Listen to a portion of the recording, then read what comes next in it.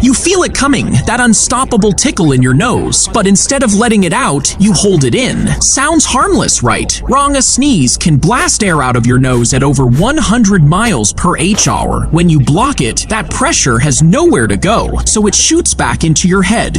This can cause your eardrums to rupture, damage tiny blood vessels in your eyes, or even force air into your chest and neck. In rare cases, people have torn their throat just by holding in a sneeze. So next time you feel it coming, don't fight it. Let it out.